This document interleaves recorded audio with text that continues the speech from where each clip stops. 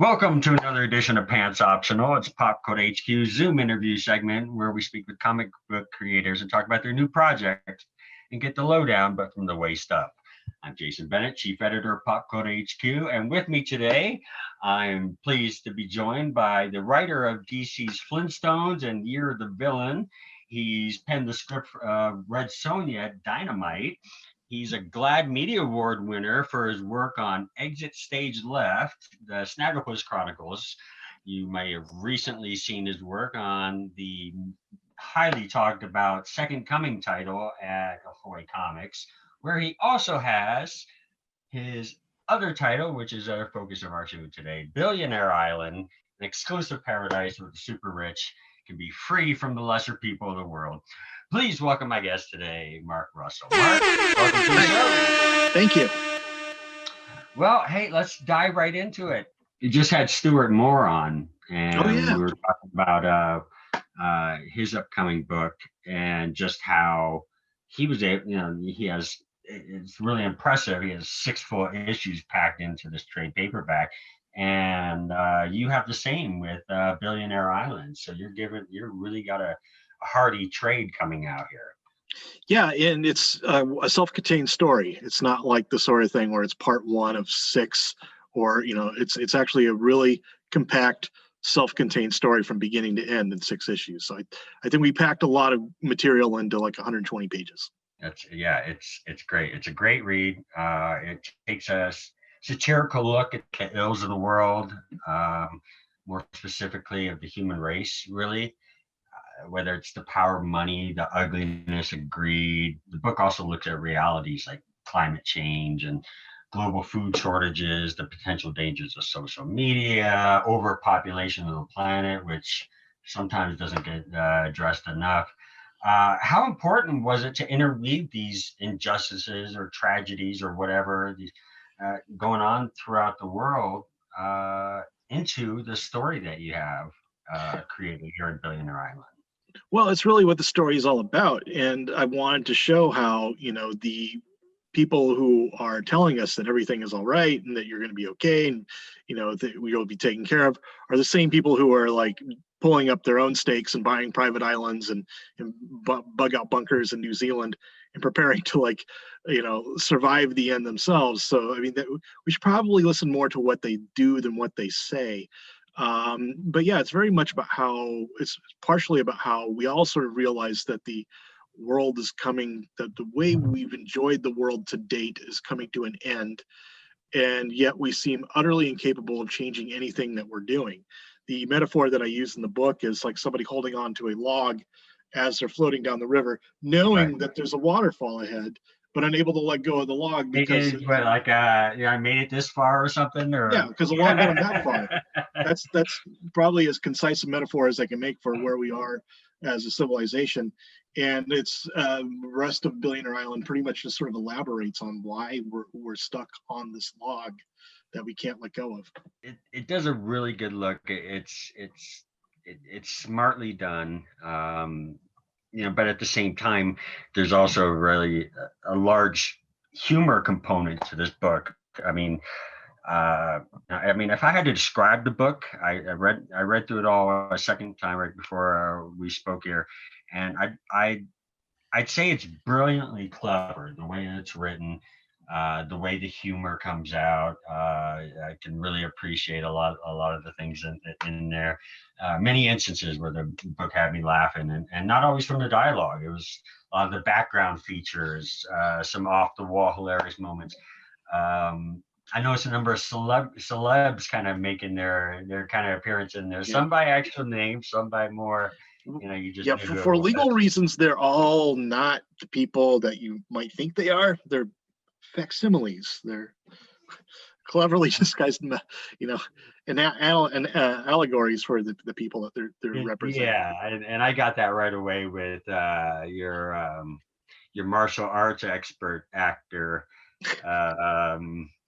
Just leave it at that. I liked the play on his name, and the president had me dying.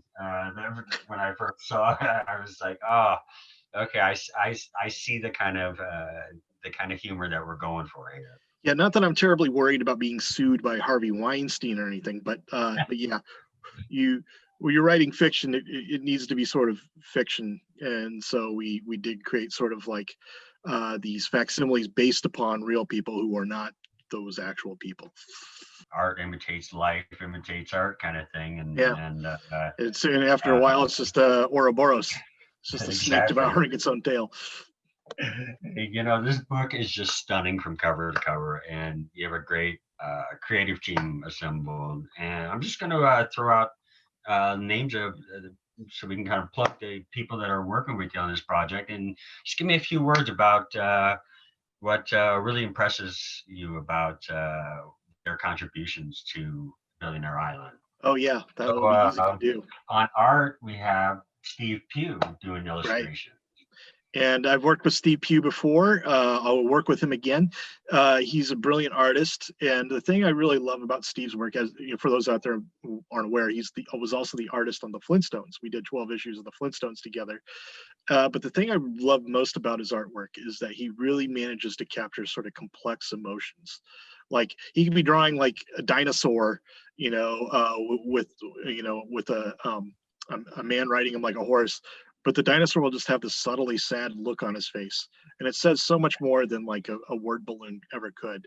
So the fact that he can handle sort of these really human emotions, and it instantly makes all the artwork a little more humane and makes it a little more emotionally resonant for the reader. And so yeah, I owe him a huge debt for all he brings to the artwork. That, and he's just slightly more absurd than I am, so he Yeah. adds that element too, where it's like I if I put something that's like 8 on a scale of 10 to wacky into the script, it's probably going to come out 9 on a scale of 10 after Steve gets done with it. Nice, nice. Yeah, he definitely gave these characters a lot of character. Really, I mean, really just some of the a lot like you're saying, a lot of the facial expressions and capturing those moods. And there are even moments where it felt like I was looking at like a little bit of Adam Hughes' work and in some of his shots. It just kind of resonated with that. But very brilliant. On colors, you're working with Chris Chuckry. Yeah, and Chris is fantastic. I worked with Chris before, also on the Flintstones, so it's kind of like the whole band's back together. But yeah, he's really good at colors, and I think one of the things he does brilliantly, and this as well as with the Flintstones, was he really makes the dystopia sort of like beautiful to look at. Like I always think that, like, part of the reason why we don't realize that we're living in a dystopia in America is because we tend to associate dystopias with like 1984 or East Germany, where it's all kind of gray and drab, Very whereas the bleak. American dystopia will look more like a Taco Bell. It'll be brightly colored, lots of fun frills, and that's what Chris really brings to the images, is this sort of like idea. This is like a fun, sort of colorful place where horrible things are going on. Wow. Yeah, and I think that really comes through too. Like I said, stunning look throughout. And on letters, Rob Steen. Now, is he the Ahoy Comics staff letterer? Yeah, exactly. He does the Okay. lettering for, I think, all of the AHOY comics, but yeah, he's really I've great. pretty much seen him associated with every comic that I've seen from Ahoy, but I may have missed some, and so I didn't know that exactly that relationship. Yeah, and yeah, I like his lettering because it's like he doesn't get too crazy with the fonts, and it's they're all very legible, and I think it lends itself well to, like, I think for me the important thing is my words, because I'm, as a writer, I'm biased, but yeah, he always doesn't like cover the action, and allows the words to be clear and legible. So yeah, really good job. And he does a great job really giving each character their own voice too, like especially like your main protagonist, I guess if you could say, Rick Canto, just a crazy character, just off the wall, but just fun to watch, just so out there that as psycho as he may be, you just can't look away. Hey, with today's social and political climate, it's hard not to draw a lot of parallels to what's going on in the real world. Mhm. At least what I noticed while I was reading. Even a pandemic was even mentioned in the book, and I believe there were some issues. The pandemic hitting during single issue releases. Yeah. Uh, do you find any kind of do you find giving a satirical approach to your narrative as a way to maybe help people find some kind of humor amidst it all? Yeah, there's a George Saunders said a thing that has been kind of my artistic mantra for a long time. He once said that that humor is the truth quicker than you expected it. And that's really what I try to do. I try to, like, take what I have to say about the world, take what I think is really going on, and just put it in as blunt a way as possible. And I think that's kind of what makes it funny. That's kind of what makes it satirical, is that you weren't expecting it to be this, like, over the top. Like, you weren't expecting, I mean, we all know what sort of horrible things go into making the sausage in Hollywood, but you weren't expecting to, like, have a studio called Don't Give a Shit Studios, Right, or right. some fake grassroots commentator who's really, some pundit who's actually like a tool of billionaires, who's actually called some angry guy on a motorcycle.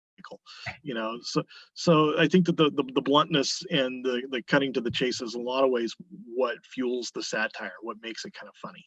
Yeah, and and that's really what you see from top comics of today. But yeah, it can be a little shocking to some, but it's definitely I think it's hilarious what you Thank you. have. Are there plans for a second volume of Billionaire Island, or would you need to see the sales on this trade to better determine interest from It's fans? not really driven by sales so much as story ideas, Okay. and there's no plans for a second issue, but I won't say there won't, or for a second series, but I won't say there won't be one, because a lot of it is like, if I come up with an idea, like, oh, I think this, I could pick up where this left off. We would all love to do one, and I've been kicking around some ideas with Sarah Litt, my editor on the series, about picking up where the first one ends, where Business Dog is like sort of like the richest person in the world, but he's like on this island, and people are trying to kidnap this dog who's worth like billions and billions of dollars, and all their plans coming to no good. But I don't know. We're still kicking around. There may or may not be a second series of Billionaire Island. Okay. Okay. Well, I can definitely hope. And Billionaire Dog is just the whole concept was just hilarious, and how other billionaires still bow to him, which is Well, just and crazy. it was kind of inspired by the idea that, like, I was reading this article about how money managers generally underperform the market, meaning that if you had a magic 8 ball making your financial decisions for you, it would probably do as good or better than the money manager you've hired. So I thought, well, why not, put that in there? Like, the best money manager, the best investor is actually just this dog who just chooses his investments based upon which bowl he eats out of. And that's better than what most of these guys who are making billions of dollars and, like, owning, like, property on South Beach, and better than what they would do. Love what you guys all put together here. Not just you, but your whole creative team is fantastic book.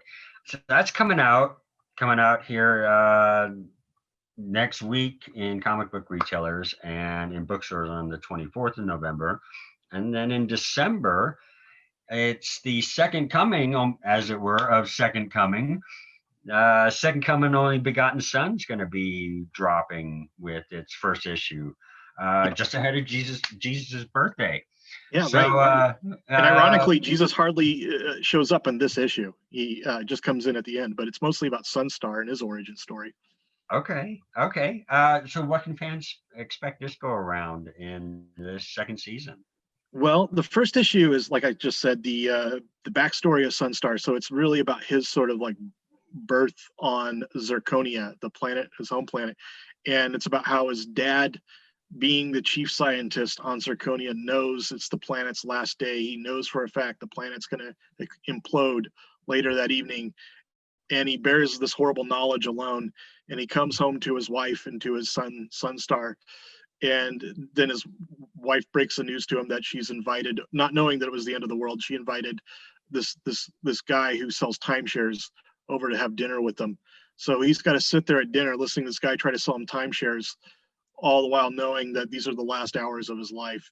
And so it's kind of like how we take time for granted, I think is what that issue is about. But there's also, as the series goes on, we get to see more about what's going on in heaven, what it's like to live in heaven, how the heaven works. And also we get to see like Jesus Christ's sort of mixed attempts to build up disciples here on earth a second time around, like what it would be like to try to like find disciples willing to follow you in the 21st century.